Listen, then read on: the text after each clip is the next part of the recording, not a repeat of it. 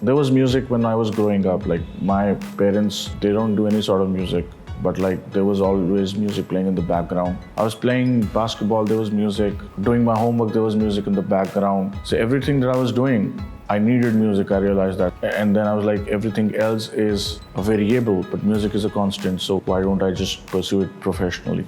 Hi, my name is Badhshah, and I'm a singer, rapper, songwriter, and a music producer, and you're watching me on PopShift. I actually sampled Tip Tip Barsa Pani. I made a Diwali rhythm. It's like a jungle rhythm. And then I went fire on the beat when it was played in the club. I was like, just something happened to me. And they were like, people like, wow. So that's how it happened. So I wrote that part and it was an original. I was trying to get in touch with music directors to let them know I can do what you're looking for. I see you downloading these Tupac acapellas or Biggie Smalls acapellas and putting them in Punjabi songs just to fill that part of music. I can actually do that and write some original stuff. So back in the day, the music directors had their numbers written on the back of their cassettes in Punjab. So I used to be calling everyone. And then these people from Ludhiana, they were called Kiss and Tell. He was like, can you do it right now? I was like, yeah, I did that. He was like, why don't you come to Ludhiana? I was like, when? He was like, can you come today? I was like, yeah. I went to Ludhiana, they played me a beat. I laid my bars. They paid me like 200 rupees for that. I was like, if you need more, I can do that. They were like, yeah, we'll let you know. I was learning, I was working with different people. I would see how studios work. I would see how softwares work. I would see how to talk to people. It's not about talent, it's also about selling yourself. It wasn't a struggle, it was a journey, which I really enjoyed. My mentor was just life, every day, every single day. It was life, it was the streets, it was the failures. Nobody to tell me what to do, how to do it, when to do it. Yeah, that's why it took a little time. Yeah, there was a lot of pressure because they didn't even know what I was doing, because they didn't even know what rap was at that point of time, because there were no rappers, there were singers. And when I told them I want to be a rapper, they were like, what is it? I couldn't explain it to them. They didn't even know what their son wanted to be. So yeah, it was shocking for them, it was surprising for them, it was painful for them to see me struggling to find my place in a field which I loved so much. I knew what I was doing because when I finally decided to go solo in 2012 and take things in my own hand, I did my first song where I wrote it, I produced it. It went on to become one of the biggest hits ever. It was called Saturday Saturday, which Dharma picked up in 2014. I thought of my next 10 years. I planned them, everything to the T. That's how I came onto the scene. So I knew what I wanted to be in terms of positioning, branding, numbers. But also I knew it's going to be a step-by-step process, and at this step I want to be this. At this step I probably want to do a love song. At this step probably I want to do maybe like a hardcore rap. So it was all planned. It's just fun to see your plan unfold the way you want it to. Eventually it boils down to a good song. Then it does not matter how you promote it, what visuals you make. If it's a good song, it's a good song. I see a lot of people have forgotten about how it is all about music and nothing else. Everything else is just noise around it. If you've got a great piece of music, you're sorted. You just then need to know how to promote it, how to make it reach to maximum people. I was thinking of it for the longest time because I was in love with the name. I'm also a huge Shah Rukh Khan fan, and he was fondly called the Badshah of Bollywood, and just Badshah sometimes. And that's when I thought that, why not go ahead with it? There was no other name that I could think of. So it was only Badshah. I used to go by the name of Cool Equal before I changed my name to Badshah. We were listening to a lot of 50 Cent. 50 Cent just blew up on the scene in 2002 within the club. We were listening to a lot of that sort of rap because we did not have our own rappers. We had Kermasi. I don't know if you know them. They were a Gujarati band. They were doing it. They were killing it. And then we, of course, had Bohemia Paji.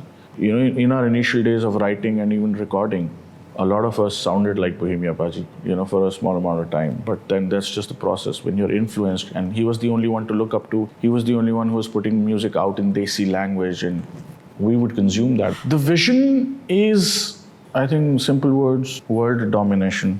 I want to do what BTS has done for Korea, or like a Bad Bunny has done for Spanish music. I want to do the same for me, for my music, with or without label, because I don't think we need labels anymore. I think the tools that musicians can use have become really democratic and actually very artist-friendly. They've actually become very anti-establishment. So I like to have people around me who can do their jobs who are experts in their fields. I don't want to run the show. I just want to make music and put it out. I didn't like the song. I told my label, I was like, I'm not really fond of this song. They were like, no, you should go with the gut. I was like, I'm going with your gut, not my gut. If Badshah and J Balvin are coming together, it has to be the best song in the world. For me, that wasn't the best song in the world.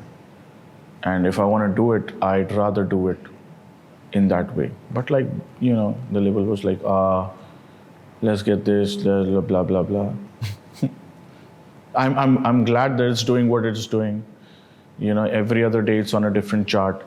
I like that, but I still was, as an artist, my POV on that particular piece of music is that it could have been really, really better because it was at that point of time, and also I think it still is the biggest collaboration.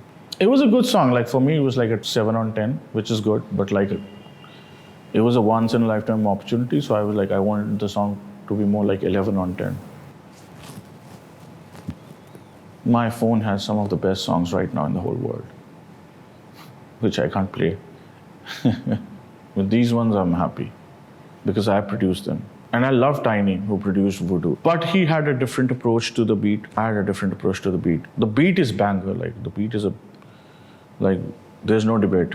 It's my art, so everything that I do has to be me. It's my vision. If I'm cooking, I can't let somebody else put the spice in it, right? Or I can't let person X come and put some salt in it, person Y and come and put some pepper in it. I know what I have to make, so right from the taste to how it looks is something that I'm going to take care of and is something that I'm going to own.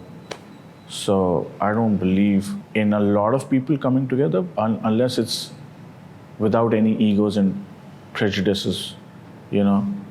You can leave your shoes and your egos out and we can jam, we can come up with something. And we've done that a lot of times, and that's how Players came about with Karan Aujla. That's how a lot of other collaborations are going to be coming out, because we met, we vibed, and that's that. And that's me. We found him 6 years ago in a small town near Jalandhar. That's when I heard some of his stuff, which was very amateur, but I could see what potential it had because it was going in the right direction. We've given him resources and he's given us back by being the best in the game right now. And we're just so proud of him because whatever he does with a lot of heart. He's a geek. He does not know anything else. You wake him up at 3 a.m., you ask him to make a banger, 3:30 a.m., you have a banger in your inbox.